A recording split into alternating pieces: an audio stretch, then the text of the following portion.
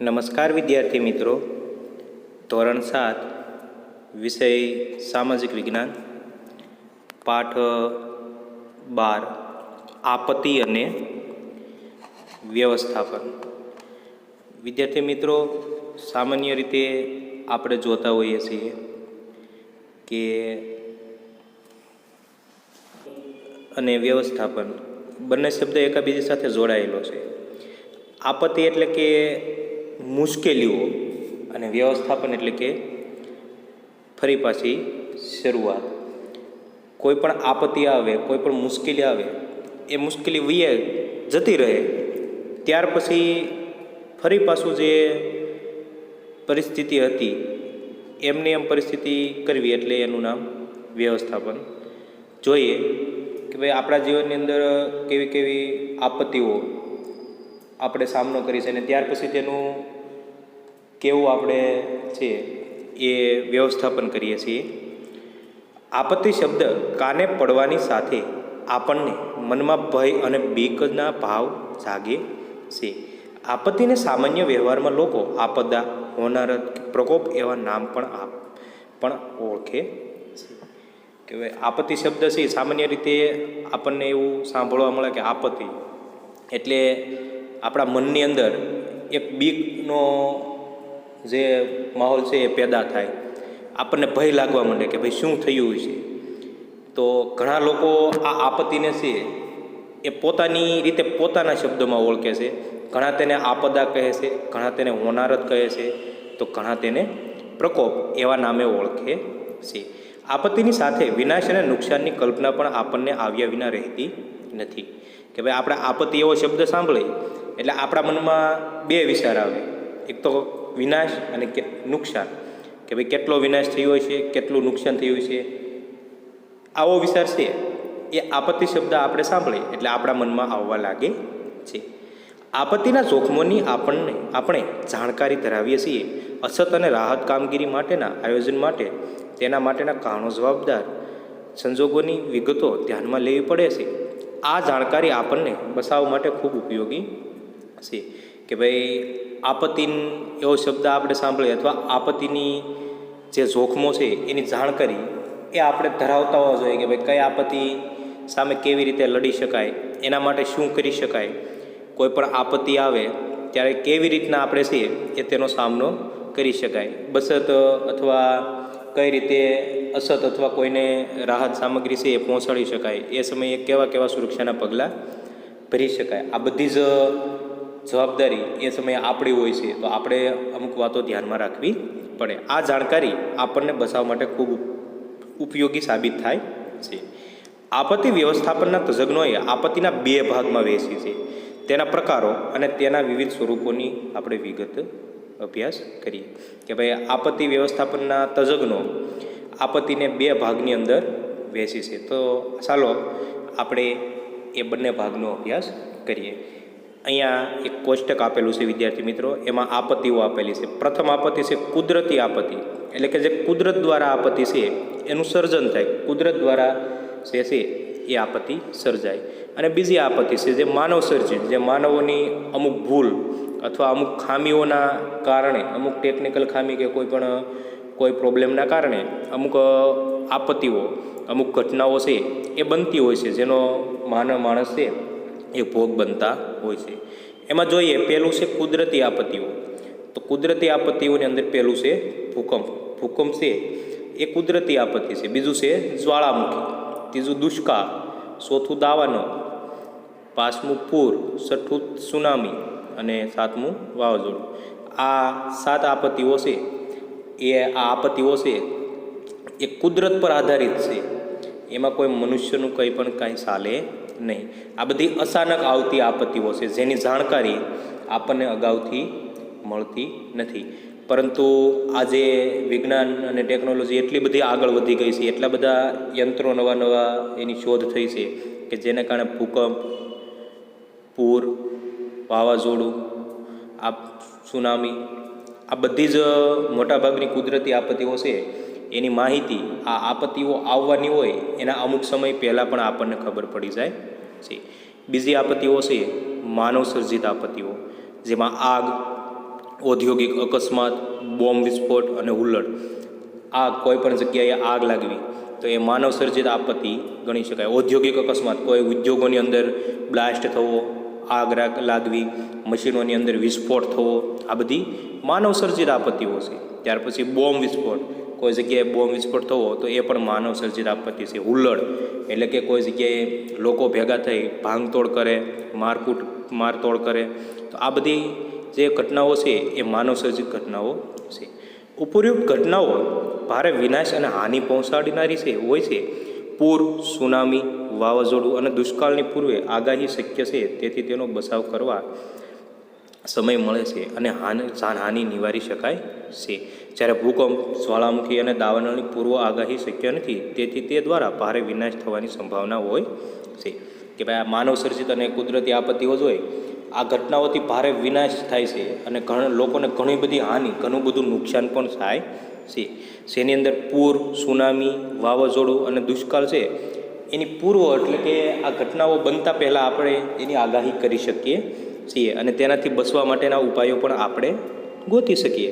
જ્યારે ભૂકંપ, જ્વાળામુખી અને દાવાનળ આ ઘટનાઓ એવી છે જેની આપણે અગાઉથી જાણકારી આપણને મળી શકતી નથી, જેના કારણે આવી ઘટનાઓથી આપણે ભારે નુકસાન ભોગવવું પડે છે.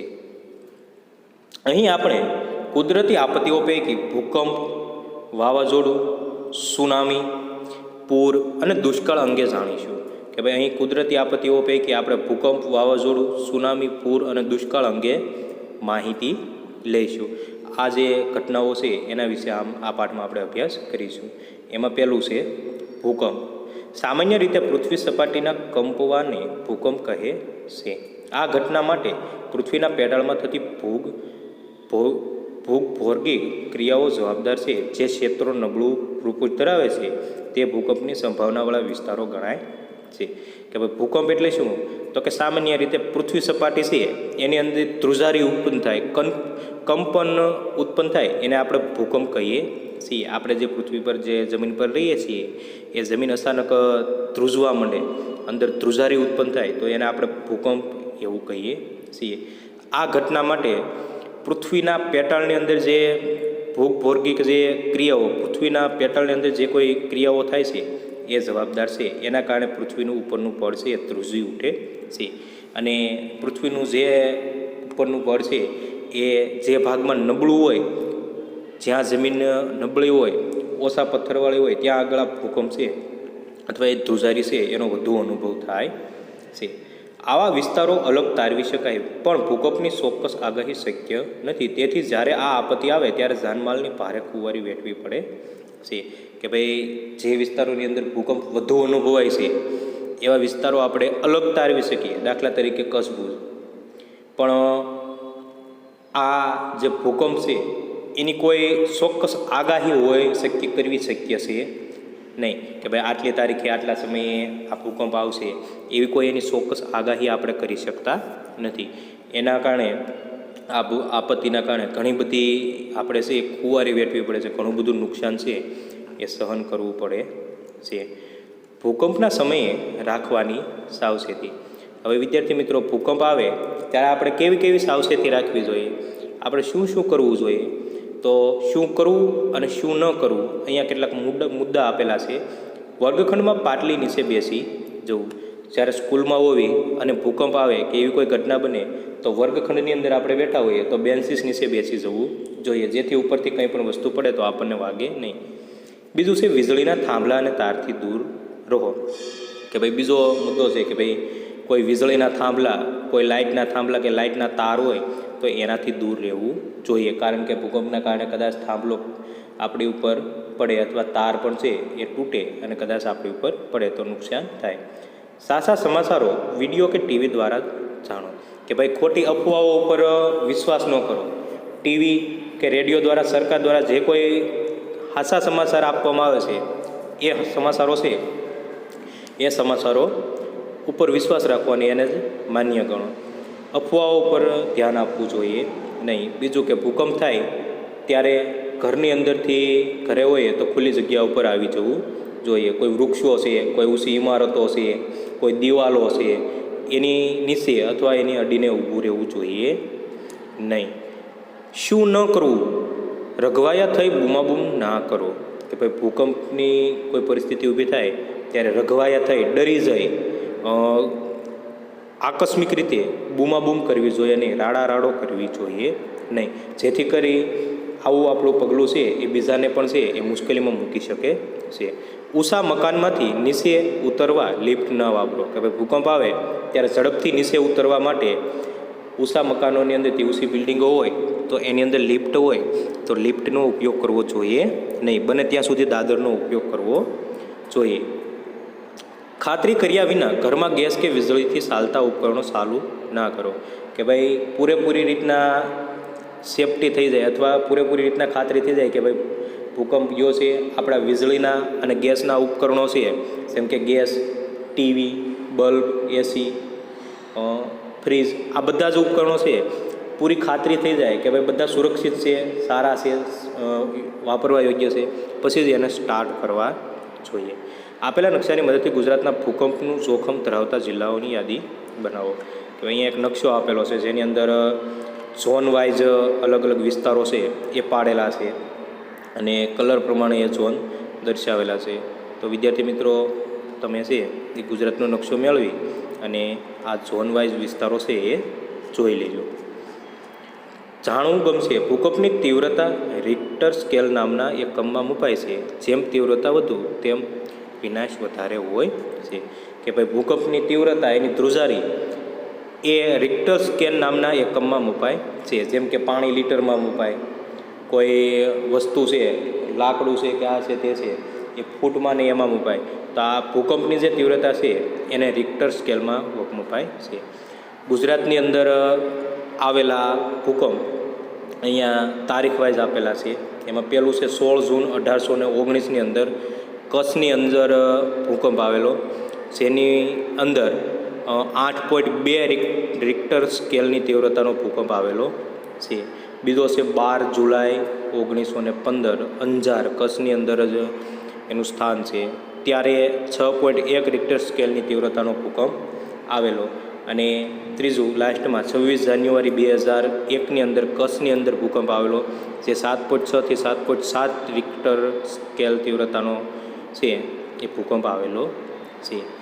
આગળનું કુદરતી પ્રકોપ જોઈએ તો વાવાઝોડું. વાતાવરણમાં હવાના દબાણમાં સર્જાતી અસમતુલાની પરિસ્થિતિથી પ્રચંડ વાતાવરણીય તોફાનો ઉદ્ભવે છે. તે વાવાઝોડું કે ચક્રવાત એવા નામે ઓળખાય છે. કે ભાઈ વાતાવરણમાં હવાનું હલકું દબાણ ઉત્પન્ન થાય અને આ હવાના હલકા દબાણના કારણે જે અસમતુલા ઊભી થાય છે એ અસમતુલાની પરિસ્થિતિ પ્રચંડ વાતાવરણીય તોફાનો છે એ ઊભા કરે છે, જેને આપણે વાવાઝોડું અથવા ચક્રવાત એવા નામે ઓળખીએ છીએ. આ તોફાની વાતાવરણીય પવનો જે વિસ્તારમાં ત્રાટકે છે ત્યાં ભારે તારાજી અને વિનાશ ફેરે છે.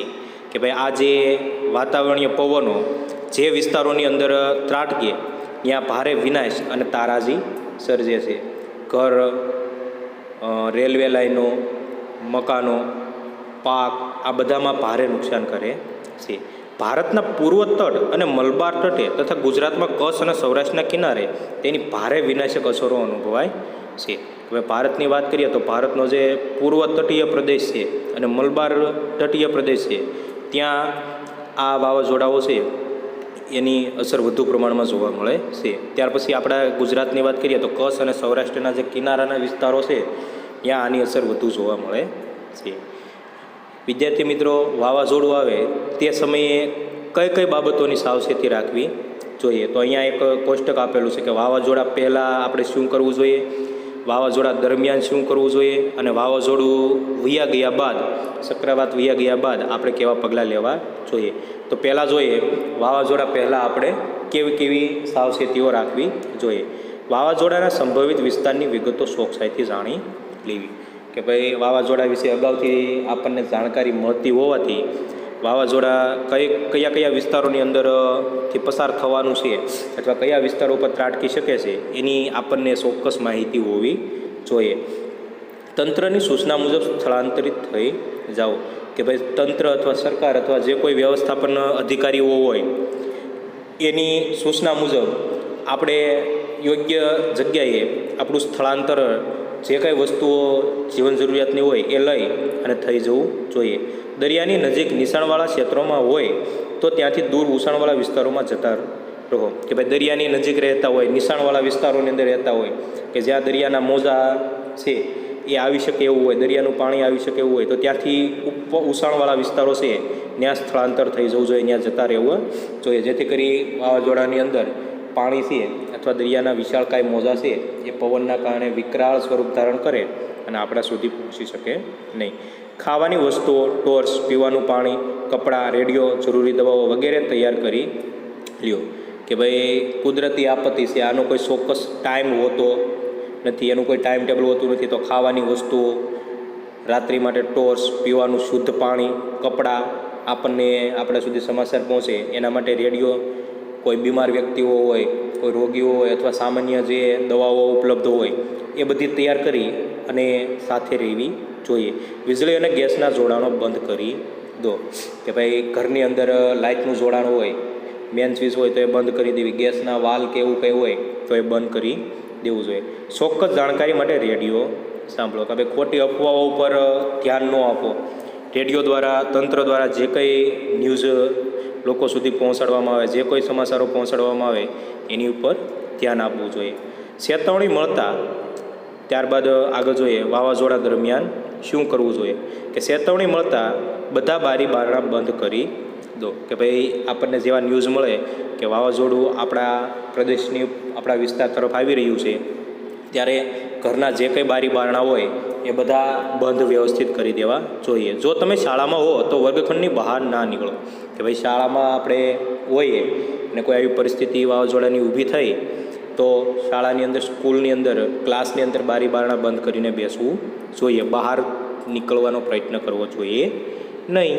જો તમે વાહનોમાં હો તો વીજળીના થાંભલા, ઝાડ, દરિયાથી દૂર ઊભું રાખી તેની અંદર રહો.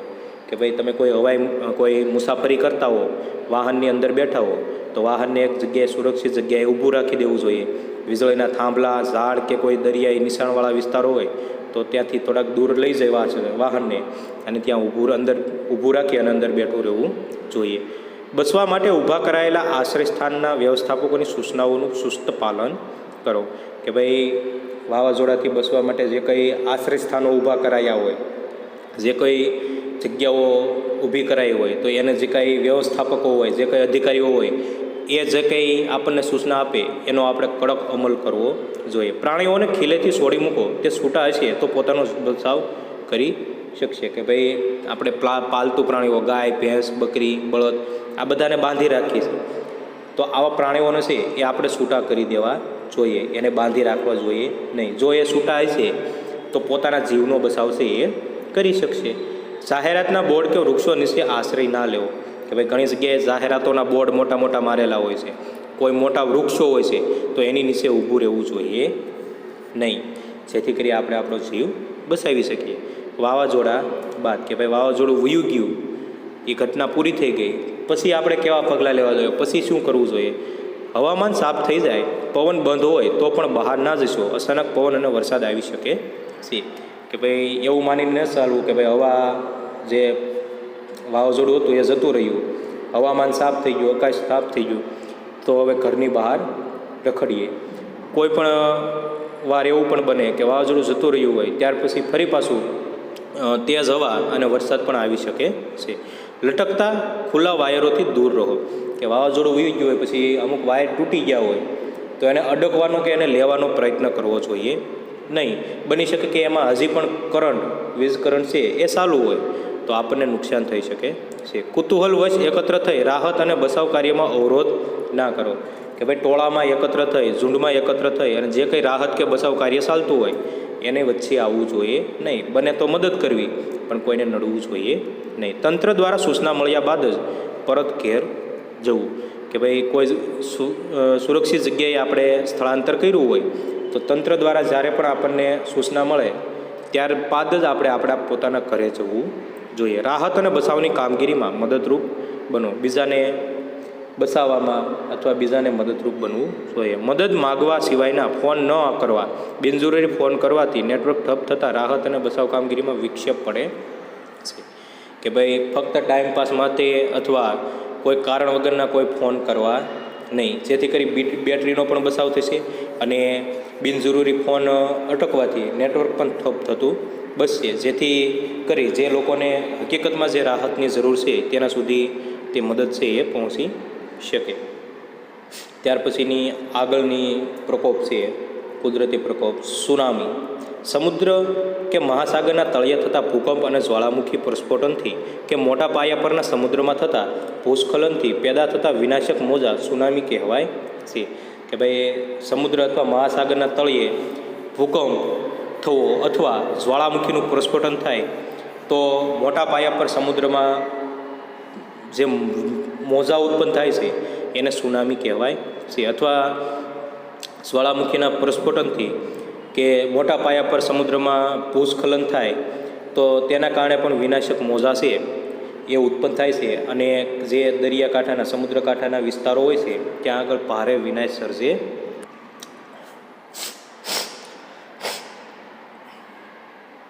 તો તેને આપણે સુનામી કહીએ છીએ.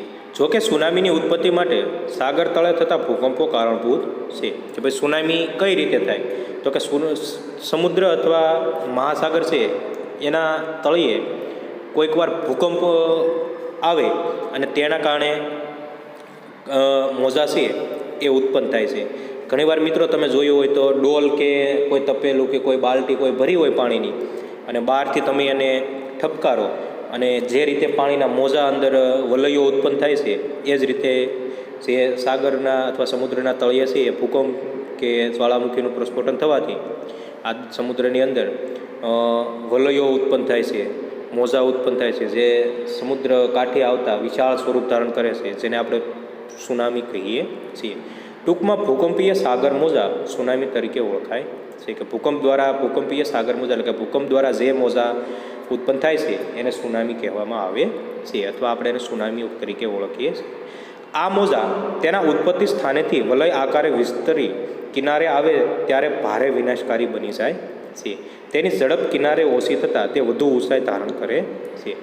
કે ભાઈ ભૂકંપના કારણે જે મોજા ઉત્પન્ન થયા હોય એ વલય આકારે છે એ કિનારા તરફ છે એ આવે છે અને કિનારે આવતા એની જે કંઈ સ્પીડ હોય છે એનું જે કંઈ ગતિ હોય છે એ ધીમી પડી જાય છે, એટલે વધુ ઊંચાઈ ધારણ કરે છે.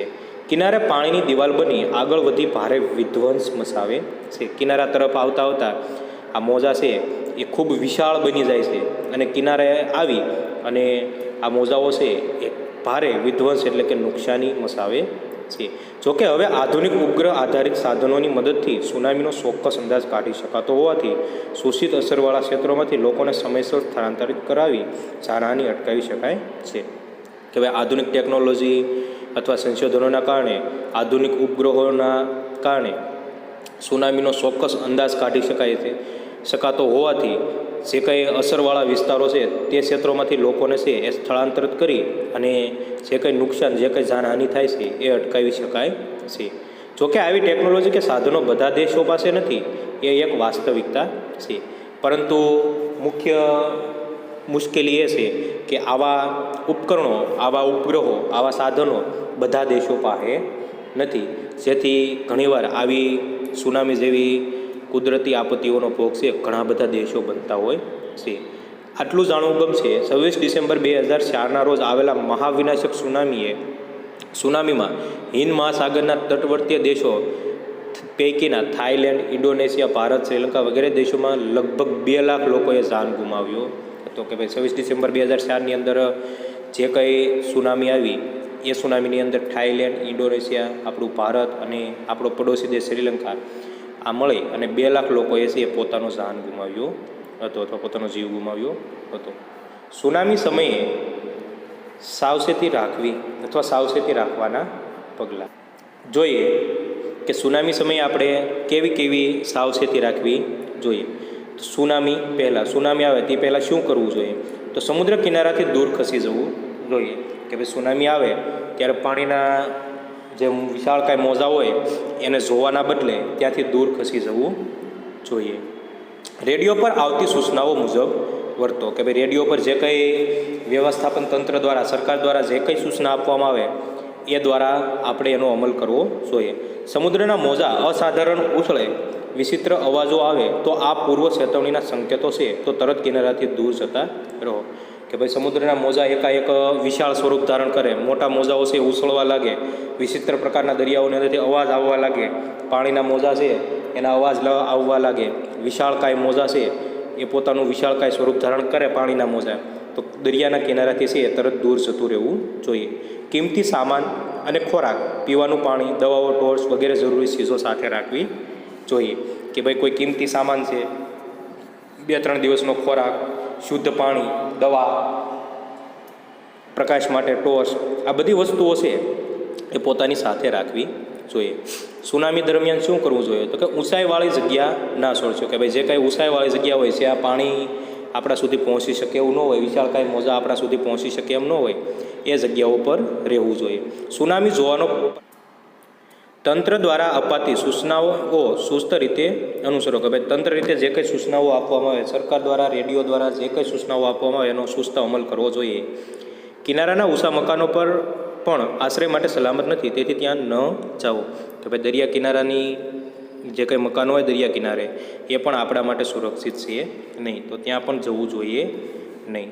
રેડિયો, સુનામી બાદ શું કરવું જોઈએ? તો કે રેડિયો, ટીવી કે સોશિયલ મીડિયા પર આવતી આધારભૂત વિગતો મુજબ વર્તો. કે ભાઈ જે કંઈ રીતે સમાચાર આવતા હોય, ન્યૂઝ આવતા હોય ટીવીની અંદર, રેડિયોની અંદર, તો એ પ્રમાણે આપણે છે એ કરવું જોઈએ. તંત્ર દ્વારા સૂચના મળ્યા બાદ જ ખાલી કરેલા વિસ્તારમાં જવું. ક્યારે અગાઉ કરતાં વધુ ઊંચા મોજા પાછળથી આવી શકે છે.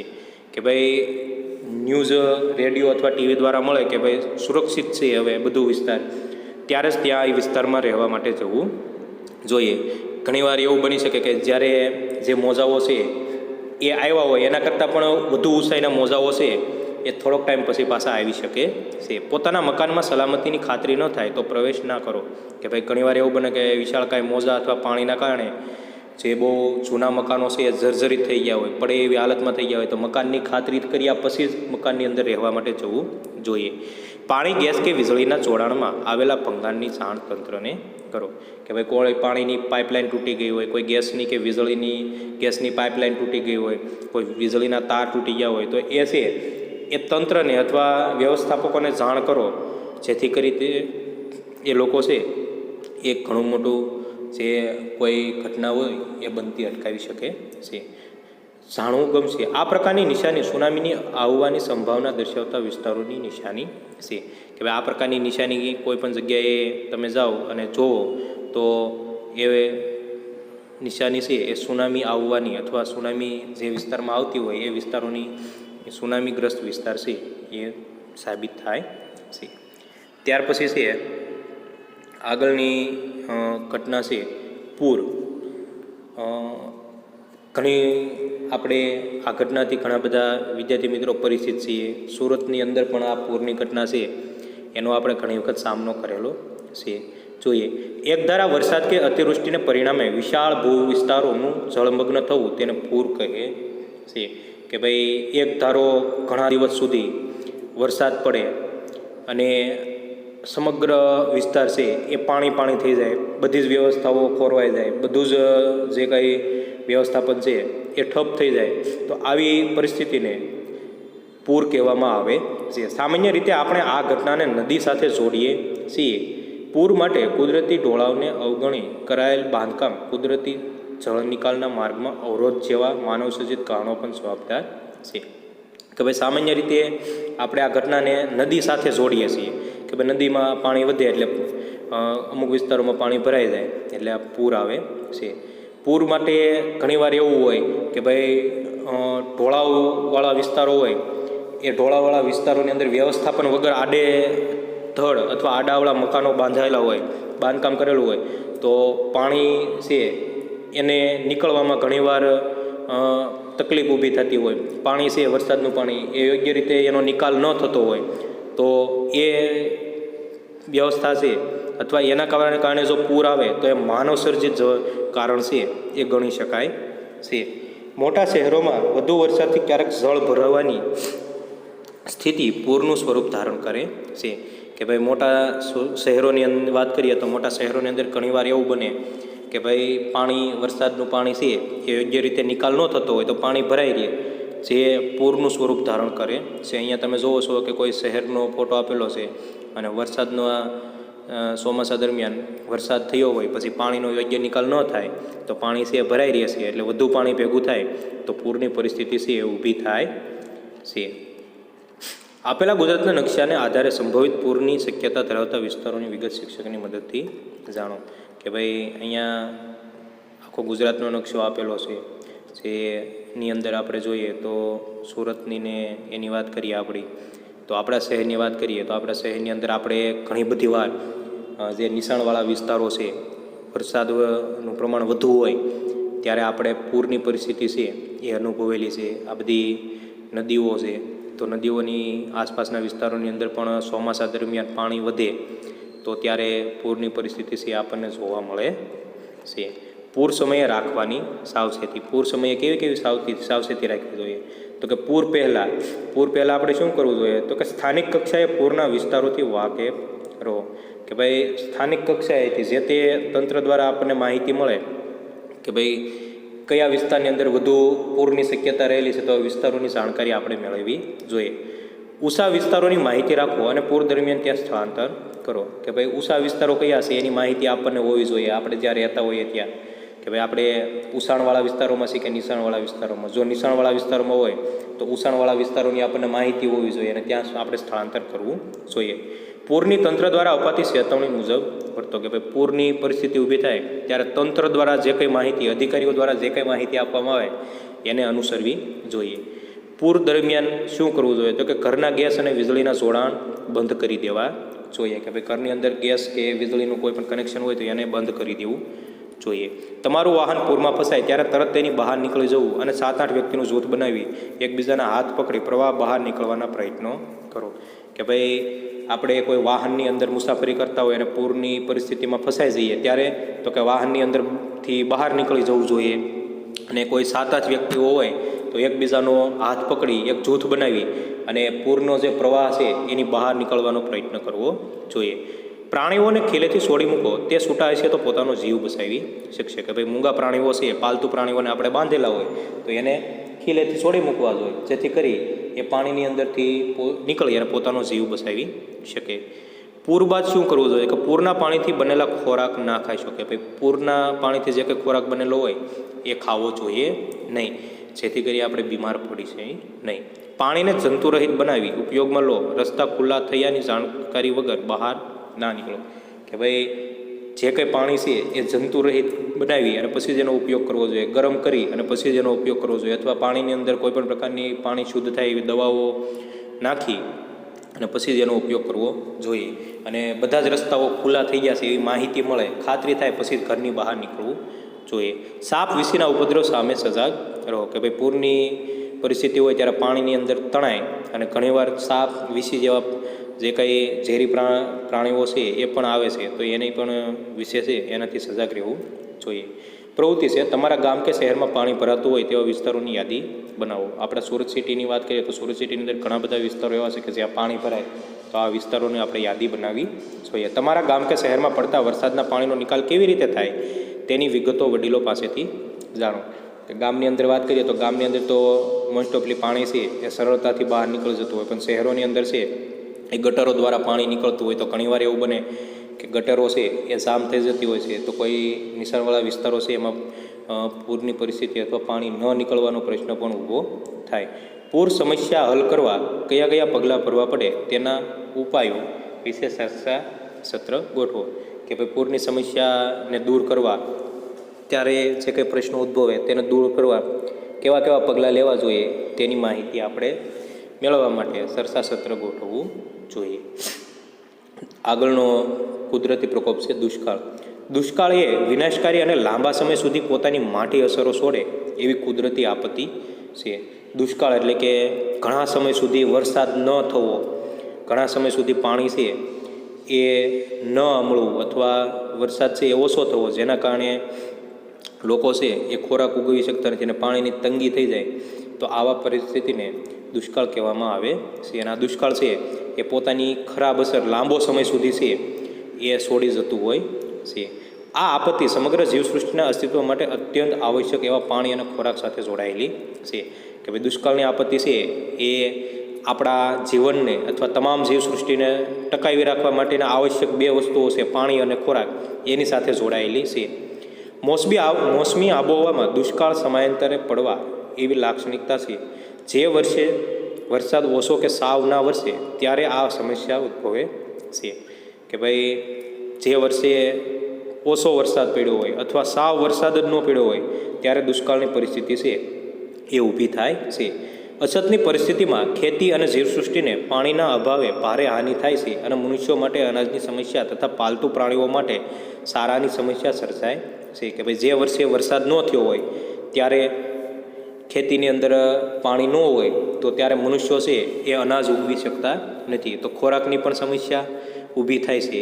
અને સાથે સાથે જે કંઈ પાલતુ પ્રાણીઓ હોય ગાય ભેંસ એને ખાવા માટે એના સારાની એના નીણની પણ સમસ્યા છે એ ઊભી થાય છે.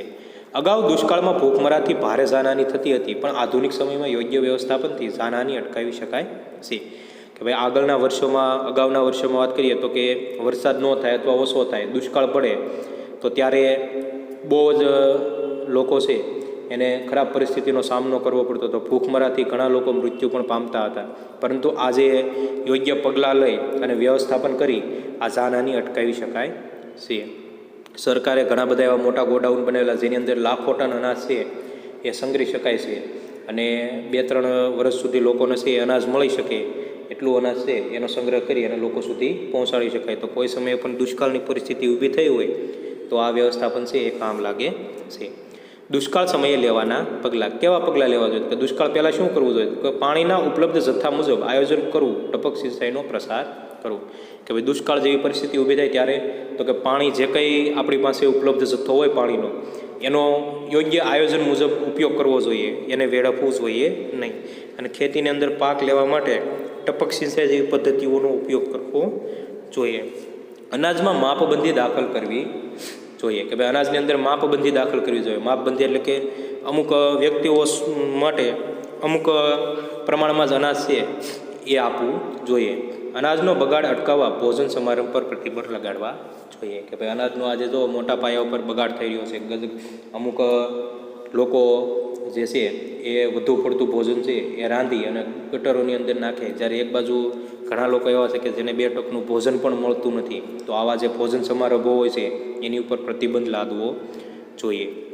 દુષ્કાળ દરમિયાન શું કરવું? તો કે રાહત દરે અનાજની વિતરણની વ્યવસ્થા ગોઠવવી. કે ભાઈ સસ્તા અનાજની દુકાનો, જેને આપણે સમેટીના નામથી ઓળખીએ છીએ, આવી સસ્તા અનાજની દુકાનો દ્વારા લોકોને સુધી અનાજ પહોંચે તેવી વ્યવસ્થા કરવી જોઈએ. તાકીદ સિવાયના બાંધકામ બંધ રાખવા. કે ભાઈ જરૂરિયાત સિવાયના જે કંઈ બાંધકામ થતા હોય એને બંધ કરી દેવા જોઈએ. અનાજ અને ઘાસચારાની સંગ્રહખોરી સામે પ્રતિબંધાત્મક પગલાં ભરવા જોઈએ. કે ભાઈ અનાજ અને ઘાસચારાની જે કોઈ સંગ્રહખોરી કરતા હોય એની સામે એની પર પ્રતિબંધ મૂકવો જોઈએ અને એની સામે રક્ષાત્મક પગલાં ભરવા જોઈએ. દુષ્કાળ બાદ શું કરવું જોઈએ? તો કે ભાવિ આયોજનમાં જળસંચયના કામોને અગ્રતા આપવી જોઈએ. કે ભાઈ પાણીનો સંગ્રહ કઈ રીતે કરી શકાય ભવિષ્યમાં, એના માટેના આયોજનો કરવા જોઈએ. અનાજના બફર સ્ટોક માટે આયોજન કરવું જોઈએ. બફર સ્ટોક એટલે કે મોટા પાયે અનાજનો સંગ્રહ કરી શકાય એવા ગોડાઉન બનાવવા જોઈએ. નદીઓને એકબીજા સાથે જોડી સમુદ્રમાં વહી જતા પાણીને રોકવું જોઈએ. કે ભાઈ વરસાદ દરમિયાન ઘણું બધું પાણી છે એ સમુદ્રમાં જતું રહે, તો આ ન બને એના માટે નદીઓ પર બંધ બાંધી ભૂગર્ભ ટાંકાઓ બનાવી અને બીજી નદીઓને એકબીજા સાથે જોડી અને વહી જતા પાણીને અટકાવવું જોઈએ. હવે આગળનો મુદ્દો છે આપત્તિની અસરો. ભૂકંપ, પૂર, સુનામી, વાવાઝોડું, આ બધી આપત્તિઓ છે એની માણસ પર કેવી અસર થાય છે અથવા એની કેવી અસરો થાય છે એનો આપણે એના વિશે હવે અભ્યાસ કરીએ. પહેલું છે ભૂકંપ, પૂર, સુનામી, વાવાઝોડું જેવી આપત્તિ ભારે પ્રમાણમાં જાનમાલનું નુકસાન કરે છે. કે ભાઈ આ બધી આપત્તિઓ છે, ભૂકંપ, પૂર, સુનામી, વાવાઝોડું, આ બધી આપત્તિઓ છે એ મોટા પ્રમાણમાં વસ્તુઓનું, લોકોના જે જાનમાલ હોય છે એનું નુકસાન કરે છે. આપત્તિગ્રસ્ત ક્ષેત્રોમાં રસ્તા, મકાનો, જાહેર સગવડોના મકાનો ફરીથી બાંધતા વર્ષો નીકળી જાય છે. કે ભાઈ જે વિસ્તારોમાં આ આપત્તિઓ આવી હોય અથવા આપત્તિગ્રસ્ત જે ક્ષેત્રો છે એમાં મકાનો, રસ્તાઓ, જાહેર સગવડના મકાનો આ બધું બાંધતા વર્ષોના વર્ષો પાછા વયા જાય છે. જે પરિવારોએ પોતાના સ્વજનો આપત્તિમાં અકાળે ગુમાવ્યા હોય તેવા લોકોને ભારે શોક હતાશા ઘેરી વળે છે. કે ભાઈ જે પરિવારોના સ્વજનો આવી આપત્તિઓની અંદર મૃત્યુ પામ્યા હોય તો એવા લોકો છે એ ભારે શોકની લાગણી વ્યક્ત કરે છે અથવા ભારે શોક છે એ અનુભવે છે અને ઘેરી હતાશા અનુભવે છે. ઘરની અંદર 3 કે 4 સદસ્યો હોય, કમાવાવાળો એક જણો હોય અને એ જ આવી આપત્તિનો ભોગ બને તો એ પરિવાર છે એ નિરાધાર બની જાય છે. જે પરિવારોએ કમાનાર વ્યક્તિ ગુમાવ્યા હોય તેમની સ્થિતિ ભારે કફોડી બને છે. કે ભાઈ કોઈ કમાનાર એક વ્યક્તિ મૃત્યુ પામે તો ઘરની પરિસ્થિતિ છે એ વાહે બહુ જ કફોડી બનતી હોય છે. આપત્તિમાં જે લોકો કાયમી વિકલાંગતાનો ભોગ બને તેમના પુનર્વસનની સમસ્યા ભારે વિકટ હોય છે. કે ભાઈ જે લોકો આપત્તિની અંદર વિકલાંગ બને, હાથ કે પગ કપાઈ જાય અથવા કોઈ શરીરને કોઈ નુકસાન થાય, કામ કરી શકે એવા ન હોય, પથારીની અંદર આજીવન રહેવું પડે એવી પરિસ્થિતિ ઊભી થાય તો એ વ્યક્તિઓને પુનર્વસન માટે અથવા એ લોકો ફરી પાછા સાજા થાય એના માટે અથવા એ લોકો છે એ કુટુંબ માટે એક મોટી સમસ્યા બની જતા હોય છે. આ પ્રકારની મુખ્ય અસરો જોવા મળે છે. આપત્તિઓની અસરો ઓછા વધતા અંશે તમામ લોકો પર પડે છે, પણ તેની સૌથી મોટી અસરો ગરીબ માણસો અને અભાવગ્રસ્ત પર વધુ પડે છે. કે ભાઈ આ આપત્તિઓ છે એની આવી અસરો હોય છે. આ આપત્તિની અસર નાના મોટા તમામ લોકો પર થોડી ઘણી પડે છે, પરંતુ જે લોકો ગરીબ છે અને જે લોકો જે અભાવગ્રસ્ત લોકો છે એની ઉપર આ આપત્તિની અસર છે વધુ જોવા મળે છે. માનવ જીવન પર તેની વિઘાતક અસરો ઓછી કરવા સાવચેતી, લોકજાગૃતિ અને તંત્રને સજ્જ કરવા જેવા પગલાં ભરવાથી તેની વિનાશક તીવ્રતા ઓછી કરી શકાય છે.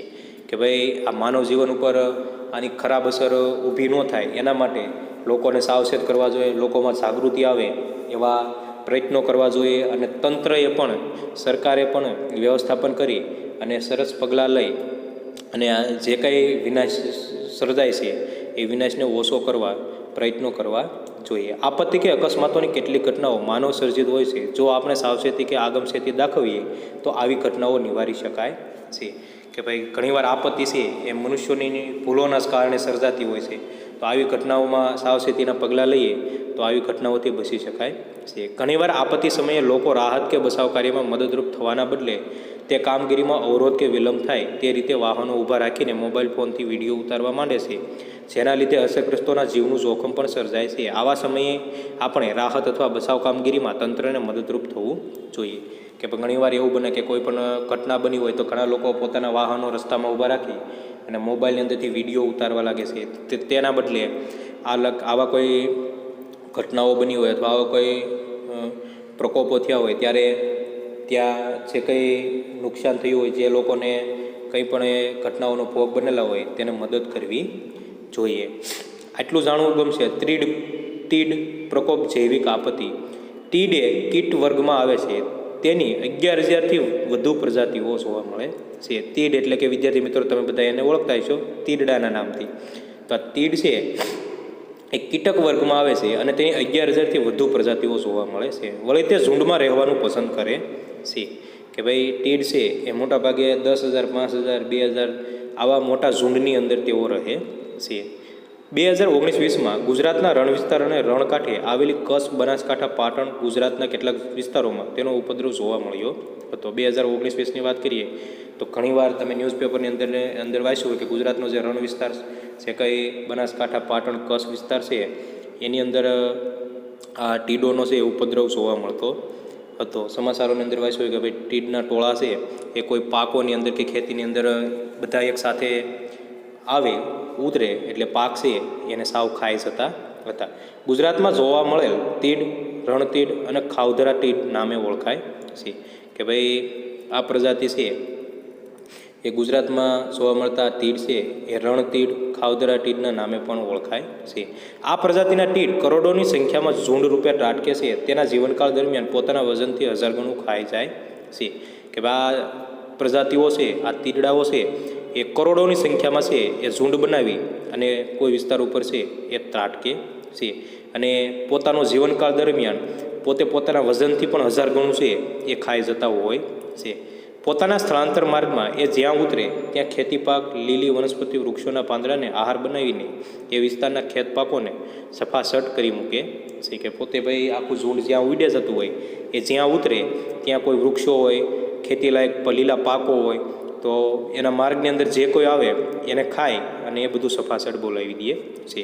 જે ક્ષેત્રોમાં તીડનો ઉપદ્રવ થાય ત્યાં ખેતી પાકોના અભાવે અનાજની દુષ્કાળ જેવી પરિસ્થિતિ થાય છે કે ભાઈ તીડ જ્યાં હુમલો કરે તે ખેતીલાયક પાકો છે એ તે ખાઈ જાય એટલે એ પરિસ્થિતિની અંદર છે એ વિસ્તારની અંદર છે એ દુષ્કાળ જેવી પરિસ્થિતિ ઊભી જાય છે. જોકે અનાજના આધુનિક વાહન વ્યવહારની સુવિધાના સમયમાં અન્ય પ્રદેશોમાંથી અનાજ લાવી આ તંગી દૂર કરી શકાય છે, પરંતુ આજે વાહન વ્યવહારની વ્યવસ્થા સમગ્ર પ્રદેશોની અંદર હોવાથી જે વિસ્તારોની અંદર આવી ઘટના બની હોય તો તે વિસ્તારોમાં બહારથી અનાજ લાવી વાહનો દ્વારા અને લોકોને છે એ અનાજ પૂરું પાડી શકાય છે.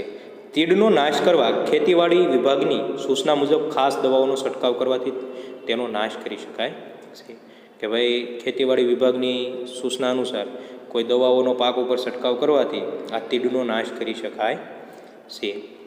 ઘણીવાર વિદ્યાર્થી મિત્રો તમે ન્યૂઝપેપરની અંદર સાંભળ્યું હોય કે ભાઈ ઘણા બધા વિસ્તારોની અંદર 19-20ની અંદર ઘણા બધા વિસ્તારોની અંદર આ તીડ છે એ લોકો ખેતી લાયક પાક છે એની અંદર ઉતરી પડતા તો એ બધું છે એ સફાસાટ કરી જતા હતા. તો વિદ્યાર્થી મિત્રો આજે આપણે આ પાઠની અંદર કુદરતી પ્રકોપો વિશે અભ્યાસ કર્યો કે જેની અંદર પૂર, ભૂકંપ, સુનામી આ બધા જ કુદરતી પ્રકોપો છે એ આપણે જોયા.